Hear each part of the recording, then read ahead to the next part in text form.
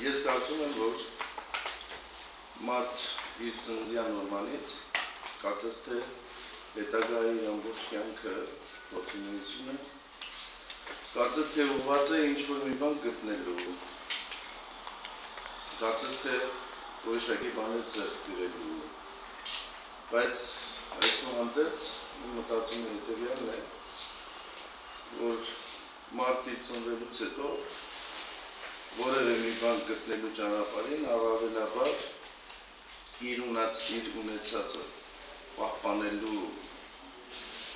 իրեն տրվածը պահպանելուն պիտի իր ջանքերը ուղղված լինի։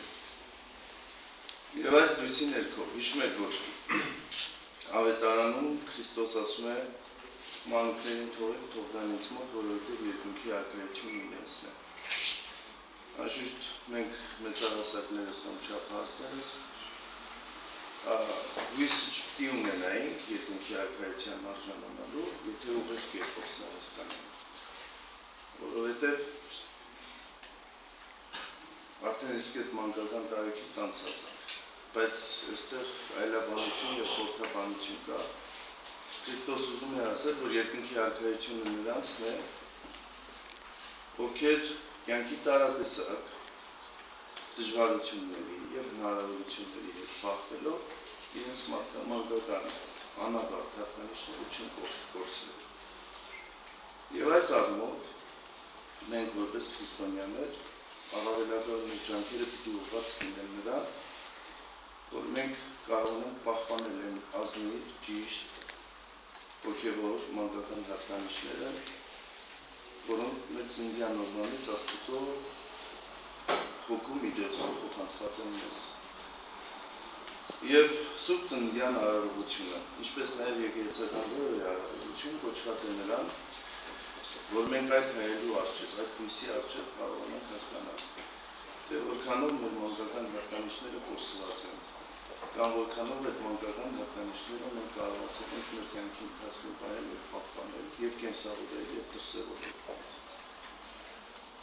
Եվ ահա մեր կարծես թե Սուրբ ծննդյան խորհրդի մեջ ենք, Սուրբ ծննդյան տոնակատարությունների մեջ ենք, որին նախորդեց ամանորը։ Եվ այս տոները ոչ ճիշտ իր բովանդակությամբ տոնելու պարագային դա կնմանվի նրան, որ մարդը մի դրամապանակ ունենա եւ սահմանափակ դրամով եւ անխնյան տոները, որ ընթացքի մեջ են եւ ամանորը անցավ, մենք կարողանանք հասկանալ ետ նայել անցած տարվա, մենք մեր ունեցած բոլոր տեսակի ձեռքբերումների, խութերի, դժվարությունների հետ մեկտեղ մենք որքանով կարողացանք թեկուզ եւ կորստի դեպքում վերադառնալ այն ճիշտ տեղը, որտեղ որ վերագտնվեցին մեր մանկական ճիշտ հոգևոր բարոյական հատկանիշները։ Հավատքը ենթադրում է որոշակի միջավայր, ինչպես օրինակ որևէ մեկը, եթե փորձի փաստել, որ ինքը համալսարանական ուսանող է, գյուղական հաստատության ուսանող է, բայց նա դպրոցական աշակերտ լինի, իր վարքից նկարագրած դրսևորումներից կհասկանաս, որ այդ անձը դպրոցական երեխա է։ Այդ դպրոցական միջավայրին համապատասխան քայլեր կատարելով։ Մանրապես, որ մարդը, որ հոգևոր դրսևորում ունենա, հոգևոր կյանք ունենա, դրա համար անհրաժեշտ է որոշակի միջավայր։ Հանգամանքները բարենպաստ պիտի լինեն այդ միջավայրում, որպեսզի դրսևորվի իր հոգևոր նկարագիրը։ Եվ այսօր մարդիկ, ովքեր որ կարծես թե վկայում են, որ իրենք եկեղեցասեր են, հավատալով մարդիկ են, հաճախ նաև այդ անձերի վկայությունները ուղղակիորեն արտահայտում են ընդհանրապես եկեղեցու վրա պատե առիթ չփախցնելով, քար նետելով։ Անշուշտ սա արդարացված մի վկայություն չի կարող լինել եկեղեցասեր եւ հավատալով մեկը նշանակում է ցկտել այդ միջավայրին, լինել այդ միջավայրի մեջ։ Եվ եկեղեցական բոլոր արարողությունները ստեղծում են այդ միջավայրը։ Ինչպես Սուրբ Ծննդյան արարողության մասնակցությունը, ինչպես մնացած բոլոր մյուս արարողությունները, այդ արարողությունները ոչ ոքի հայելի են մեր առջև, այդ արարողությունների մեջ եւ մասնակցության։ Մարդը ձևավորվում է որպես հոգևոր մարդ, այդ հայելու առջև հարգարում է իր հոգին, իր վարքագիծը եւ ենթագիտակցական ձգտումը վերադարձ դեպի դրա կամ ապագայի ձգտման հույս դեպի երկնքի արքայություն ավելի գիտակցական վիճակի մեջ է գալիս։ Եվ Սուրբ Ծննդյան արարողությունները գիտեք, որ տոնակատարությունները մեր եկեղեցու պարագային մեկնարկվում են հունվար 5-ի երեկոյան։ Քանի որ եկեղեցական օրը սկսվում է նախորդ օրի երեկոյան ժամերգությամբ, այսօր հունվար 5-ի երեկոյան արդեն ճրագալից պատարագի ավարտին դրվում է ավետիսը, բարի լուրը, Քրիստոս ծնավ և հայտնեցավ մեզ և ձեզ մեծ ավետիս, որից հետո ավարտացյալները ներկաներ ճրագը, վարված մամերը, փոխանցում են իրենց բնակարան, որպես խորհրդանիշ Քրիստոսի բերած լույսի, որպես Քրիստոսի բերած հոգևոր լույսի։ Եվ հաջորդ օրը հունվար 6-ին արդեն կատարվում է Սուրբ Ծննդյան բուն պատարագի արարողություն։ Արարողության վերջավորությանը կատարվում է ջրօրհնեքի արարողություն։ Եվ ջրօրհնեքի արարողության ընթացքին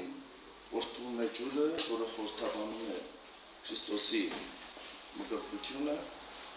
եւ հավարտ օրի հավատացյալները առիթ եւ հնարավորություն են ունենում օրհնված ջուրը փոխանցել իրենց բնակարաններ, որոնք ըմպելու դեպքում, խմելու դեպքում դա հոգևոր կյանքի մեջ հաստատում մնալու նշանակություն ունի, բժշկության նշանակություն ունի եւ Քրիստոսի ծննդյան հետ հաղորդակից լինելու նշանակություն ունի։ Իսկ հաջորդ օրը, արդեն այսօր, հունվար 7-ին տեղի ունենում մեղելոց պատարագ։ Մեղելոց օր է հաստատվել մեր եկեղեցու կողմից։ 5 մեղելոց տաղավար տոներին հաջորդող մեղելոց օրերը մեկնարկվում են Սուրբ Ծննդյան մեղելոց պատարագով։ Եվ անշուշտ տարիների վեր եկեղեցին հորդորում է, որ բուն Սուրբ Ծննդյան, ինչպես մյուս տաղավարների օրը, հավատացյալ ժողովուրդը անձեր գերեզմանատուն չգնա, այլ հաջորդ օրը մեղելոց օրը գնան գերեզմանատուն։ Եվ հետևյալն է նշանակությունը, որ մենք Սուրբ Ծննդյան կամ տաղավար մյուս տոներին մենք ողջերս, ապրողներս նշում ենք Հիսուս Քրիստոսի ծննդյան կամ մյուս տերունական նշանակություն ունեցող իրողությունները։ Եվ հաջորդ օրը մենք գնում ենք գերեզմանատուն։ Եվ այն հույսով ենք գնում գերեզմանատուն, որ մենք մեր համոզումները եւ մեր աղոթքները կատարում ենք մեր մահացածների համար եւ այն հույսով ենք կատարում, որ մահը եզրագիծը կամ վերջագիծը չէ մեր կյանքի։ Մեր կյանքը ունի սկիզբ, բայց չունի ավարտ, ունի ևս մեկ սկիզբ, որ Հիսուս Քրիստոսի երկրորդ գալուստն է։ Եվ մենք մեր կյանքի ընթացքին բազմաթիվ պարտավորություններ ունենք, պարտավորություններ հանդեպ մեզ, հանդեպ մեր հայրենիք, հանդեպ մեր եկեղեցի։ Եվ այդ պարտավորությունների հոգևոր թերս պարտավորությունների մեջ կարևոր նշանակություն ունի նաև հավատարիմ լինել, կարծես թե մեր հանդիպյալներին, աղոթք կատարել նրանց համար։ Եվ մենք գերեզմանատուն այցելելով, մենք փոխանցում ենք բարի լուրը մեր հանդիպյալներին, այն հույսով, որ ինչպես որ ավետարանում է ասվում, որ այլևս մահը չունի հաղթանակ մարդու վրա։ Քրիստոս իր մահով ջնջեց մահը եւ հնարավորություն տվեց արժանանալու հավիտենական կյանքին։ Նոյան տապանը, ինչպես Նոյան տապանը Նոյին զավակներին գրկեց ջրհեղեղից եւ նույնանման տապանը դրված գերեզմանատանը մենք հավատում ենք, որ երկրորդ գալստյան ժամանակ պիտի հարության ժամանակ պիտի փրկության նավ հանդիսանա հանդիպյալների համար։ Եվ այսպիսի մի միջնադարյան ավանդություն կա, պատմություն կա, որ մի քաղաքում ջրհեղեղը լինի, այդտեղ շատեր մահանում են, ջրախեղտ են լինի։ Մի միջին տարիքի մի կին, որ երեխային մենակ էր թողել իր տանը, մինչև հասցնել, դե գիտեք, ինչպես մայրը պիտի փորձեր հասնել իր երեխային փրկելու համար։ Մինչև հասնում է տուն, տեսնում է, որ ջրերը իր տունն էր արդեն առել են ջրերի տակ։ Եվ մի կերպ փրկվում է ջրհեղեղից, այս կինը, գնում է ուրիշ մի քաղաք։ Եվ քանի որ շիրիմ չկար, գերեզմանատուն չկար երեխայի համար, գնում է եկեղեցի եւ ամեն կիրակի մասնակցում կատարախի ալողությանը հոգեհանգստյան պաշտոնի զավակի համար կատարվող եւ կարծես թե մխիթարվելով հանդերձ նաեւ այդ ալողությունը իր համար շիրիմի դերակատարություն են աշկեր գերեզմանատներ կառուցելով, ովքեր որ մարդիկ կան, ովքեր փորձում են ամանորյա գիշերը գնալ գերեզմանատուն այնտեղ անցկացնել, ովքեր իրենց կարևորագույն ուրախ օրերին, ասանյաց կամ որևէ ուրախ օրի գնում են գերեզմանատուն։ Սրանք ճիշտ ճանապարհները չեն հանդիպյալի համար դրական մասնակցություն կամ ներդրում ունենալու ճանապարհը։ Այսինքն կարող են լինել, թերևս կարող են լինել, բայց կարևոր եւ հիմնական ճանապարհը մեր հանգուցյալներին օգտակար լինելու եւ մեր պարտավորությունը հանդեպ Աստված եւ հանդեպ նրանց կատարելու աղոթքը եւ բարեգործությունը։ Հաճախ լինում են շատ մարդիկ, ովքեր որ նյութական որևէ տեսակի խնդիր չունենալու պատճառով, որը բավական լուրջ հնարավորություններ ունենալով զլանում են հաճախ իրենց շրջակայքում, իրենց միջավայրում սովից մահացող մարդկանց փոքրիկ բարեսիրական բարեգործական մասնակցություն ունենալ եւ այն դեպքում եւ իրենց հանգուցյալին, իրենց հանգուցյալ հարազատին եկնում են որևէ տեսակի օգտակարություն բերել։ Եվ այսօր մեղրնոցի պատարագը կոչված է նրան, որ պատարագի հաղորդության ընթացքին մենք աղոթք կատարենք հանգուցյալ անձերի համար եւ նաեւ հնարավորություն տանք հավատացյալ մարդկանց լինելու այն միջավայրում, որտեղ որ հավատքի զգացումը պիտի զորանա եւ հնարավորություն պիտի լինի հանգուցյալներին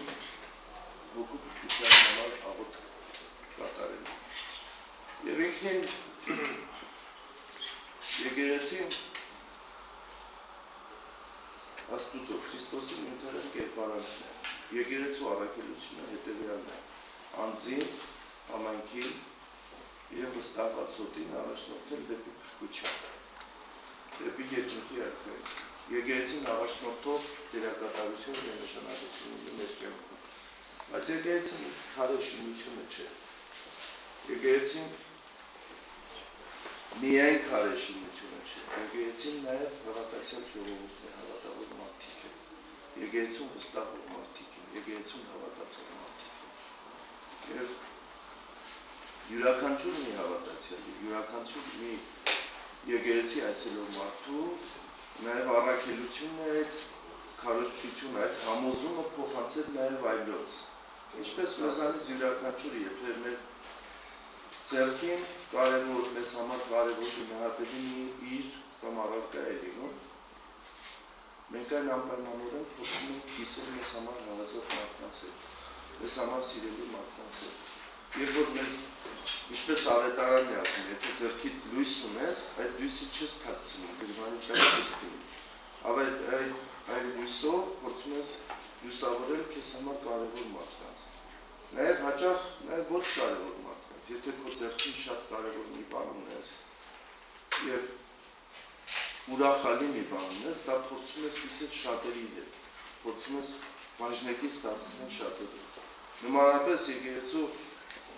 հավատացյալ անձի առաքելությունը հետևյալն է. իր եկեղեցասիրությունը եւ աստվածասիրությունը փորձել իր խոսքով եւ իր գործով իր վարքով նաեւ փոխանցել ուրիշներին օրինակ հանդիսանալ ուրիշների համար այս մի քարոզիչ անտառով դեպի իր քարոզչության վայրն է ուղևորվում ճանապարհին մի ծերունի մարդ է տեսնում որը փայտ ուսին ուղևորվում է դեպի իր տուն եւ այս քարոզիչը գրեթե 1 ժամ փորձում է այս ծերունում քարոզել քրիստոնեության ճշմարտացիությունը եւ երբ որ հասնում են այն վայրը որտեղ պիտի բաժանվեն նրանք այս ծերունին ասում են որ ինձ համար ընդունելի չէ քո քարոզած ճշմարտությունը ես չեմ ընդունում քո քարոզած ճշմարտությունը այս քարոզիչը հայտնի քարոզիչը անածուկալի է գալիս եւ երբ որ գնում է իր ղեկավարի մոտ ասում են որ ես իմ ամբողջ քարոզչության ընթացքին հազարավոր մարդկանց եմ համոզել որ Աստված գոյություն ունի բայց մի պարզ ծերունու գյուղացի ծերունու չկարողացա համոզել փաստել որ Աստված գոյություն ունի եւ իր ղեկավարը հարցնում է թե որտեղ հանդիպեցիք նա պատասխանում է որ անտառում եւ հարցնում է թե ինչ էր անում այդ ծերունին ասում է ուսին փայտ ուներ շարքին փայտ ուներ եւ տանում էր տուն ասում է դու այդ 1 ժամվա ընթացքում ուրինը խոսեցիք քարոզեցիք փորձեցիք 5 րոպե օգնել այս քարոզիչը ոչ ասում է այդքան խոսելու փոխարեն կարող է եթե դու 5 րոպեի օգնել շատ ավելի ընդունել քեզ եւ դու քարոզած ճշմարտությունը եւ տեսեք պատարագի արարողություններին Երևանի կամ Հայաստանի աշխարհի բոլոր եկեղեցիներում հազարավոր մարդիկ միլիոնավոր մարդիկ մասնակցում են պատարագի արարողությանը ճաշակում են Քրիստոսի հաղորդության խորհրդի միջոցով եւ դուրս են գալիս իրենց գյուղեր քաղաքներ քայլելու եւ Քրիստոս իրենց միջոցով քայլում է քաղաքներում եւ գյուղերում բայց ոչ միշտ է որ մենք տեսնում ենք որ այդ մարդկանց միջոցով քայլում է Քրիստոս ոչ միշտ է որ տեսնում ենք որ այդ մարդկանց միջոցով քարոզում է Քրիստոս եւ մեր հորդորն է որ ցանկությունն է որ Քրիստոս բաշխվելով իր հավատացյալ ժողովրդի մեջ իրապես քայլի մեր հասարակության մեջ իրապես եկեղեցու հավատացյալը կույր հավատացյալ չի կարող լինել մենք գիտենք որ Աստված կա եւ ճշմարիտ է եւ մենք գիտենք պիտի իմանանք թե ինչու համար ենք հավատում եկեղեցու ինչպես ենք հավատում եւ ինչ նպատակով ենք հավատում խորհրդային շրջանը բավականին խոչընդոտներ այսպես կամ հեռացում եթե կարելի ասել առաջացրեց ժողովրդի եւ եկեղեցու միջեւ որոշակի անջրպետ ստեղծեց որտեղ գիտեք խորհրդային շրջանում կոնկրետ շեշտադրում կար եկեղեցական արարողությունները հոգեվոր արարողությունները ոչ այդքան տոների դարձնելու եւ խորհրդային շրջանից հետո երբ որ մեր երկիրը ազատություն ունեցավ եւ եկեղեցին քարոզչություն իրականացնելու ավելի լայն հնարավորություններ ունեցավ եւ այսօր անշուշտ չենք կարող բավարար նկատել այն իրավիճակը եկեղեցական արարողությունների տոնելության առումով բայց բավականին լուրջ առաջընթաց կարող ենք արձանագրել վերջին տարիների քարոզչության արդյունքում այսինքն զոր օրինակ եկեղեցական այն տոները որոնք որ իրենց արտաքին բաղադրիչ ունեն ինչպես Տիամոնտ առաջին ինչպես Սուբսակսի տոնը աղեբլիթի միջոցով այդ տոները ժողովրդի կյանքում մնացել են որպես արտաքին միայն ձև այսինքն Տիամոնտ առաջը խարույկավառություն կամ Սուբսակսի տոնը աղեբլիթի ճաշակման որի հոգևոր բովանդակությունը քիչ է նվազել թույլ է Եվ այսօր եկեղեցու գործունեություն առաքելությունը քարոզչությունը ուղղված է նրան, որ այդ արտաքին բաղադրիչի մեջ հոգևոր բովանդակությունը զորանա եւ շատանա։ Իսկ մասնավորաբար Ամանորի եւ Սուրբ Ծնունդի մասին խոսելով, Ամանորը օգոստոս 11-ն է, որ մեկնարկում է նոր տարի, հեթանոսական տոնն է։ Եվ հռոմեական իրականության մեջ կապված էր Յանոս Աստծու կամ Աստծու հետ, որը որ երկու դեմք ուներ, մեկը նայում էր դեպի հետ, մեկը նայում էր դեպի առաջ։ Այսինքն յուրաքանչյուր մի ժողովուրդ իր հոգևոր վիճակը վերանորոգելու համար հոգևոր որոշակի իրականության հետ է առնչվում։ Ինչպես հեթանոս իրականության մեջ, հեթանոսներ իրենց հոգևոր կյանքը վերանորոգելու համար այդ հոգևոր գաղափարախոսության հետ են առնչվում կամ դրանով առաջնում։ Մենք, քանի որ քրիստոնյաներ ենք եւ այսօր այս դեպքում մեզ համար վերանորոգման համար իրականություն կարող է լինել քրիստոնեական տոնակատարությունները կամ քրիստոնեական բովանդակություններից տոնակատարությունները։ Բայց երբ որ Տոմարական փոփոխությունները տեղի ունեցան, Ուիլյամ Տոմարը հին Տոմարն է եւ Գրիգորյան Տոմարը նոր Տոմարն է։ Երբ որ մենք անցանք նոր Տոմարի, ևս դեպքում նոր Տոմարի դեպքում, այսինքն օգոստոս 1-ն էր, օգոստոս 1-ը տեղափոխվեց օգոստոս 11-ի, եւ օգոստոս 11-ն էր արդեն հունվար 1-ի վերափոխվեց նոր Տոմարի համաձայն։ Այսինքն նոր Տոմարով օգոստոս 11-ը դարձավ հունվարի 1-ը։ Եվ հաստատվեց որպես Ամանոր եւ խորհրդային շրջանում էր, քանի որ հստակ աշխատանքներ կային կատարվող հանդեպ եկեղեցին կամ դեմ եկեղեցին, բնականաբար ավելի պիտի շեշտադրվեր Ամանորը, քան Սուրբ Ծնունդը կամ եկեղեցական այն տոներ։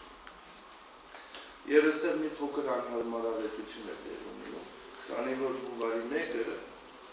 նախորդում է Սուրբ Ծննդյանը եւ համընկնում է հունվար 6-ի նախորդող պահոց ընթացքի, պահքի ընթացքին։ Եվ այս դեպքում աշխարհի կարծես թե Ամանորյա տոնը ենթադրում է խնջույքներ, գերեխումներ, իսկ հունվար 6-ի նախորդող պահքի ընթացքը ենթադրում է պահեցողության շրջան։ Անշուշտ, որպեսզի Ամանորին եկեղեցին հոգևոր շեշտադրում եւ նշանակություն տա, եկեղեցու կողմից այդ օրը կատարվում է պատարագի արարողություն։ Դեկտեմբերի 31-ին ժամ 24:00-ին կամ կատարվում է աղոտ հայրապետական,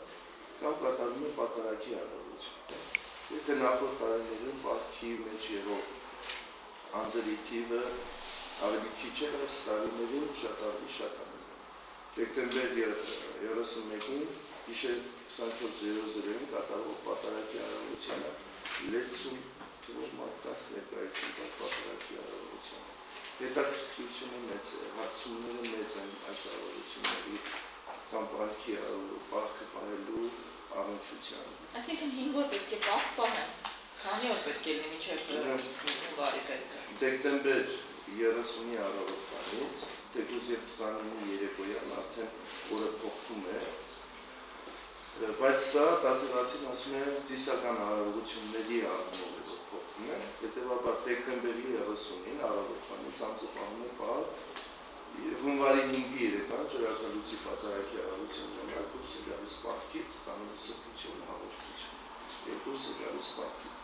Անշուշտ մենք եւ հոգեվորականներս եւ նաեւ մեր եկեղեցու հավատացյալները իրենք Ամանորյա սեղաններ պատրաստում են,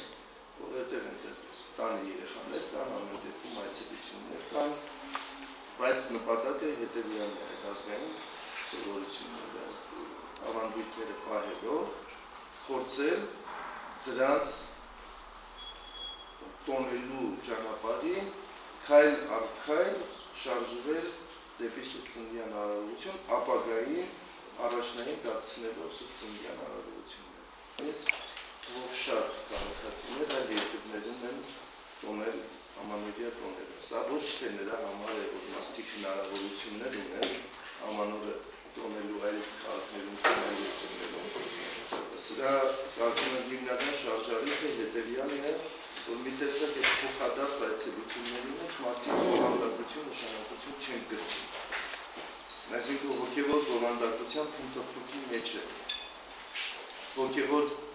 այդպես լիցքավորման ճանապարհի փնտրտուքի մեջ է։ Այսինքն ես վիճակագրությունը ցույց է տալիս, որ այս տարի փոխադարձ այցելությունները շատ ավելի քիչ են եղել, քան նախորդ տարի։ Այսինքն ներքին հոգևոր մի պահանջ կա, որ այս հարաբերությունները ավելի իրենց բուն հոգևոր նշանակության մեջ ավելի են փոխվում շեշտադրել։ Ուղղակի կա դեր հասարակական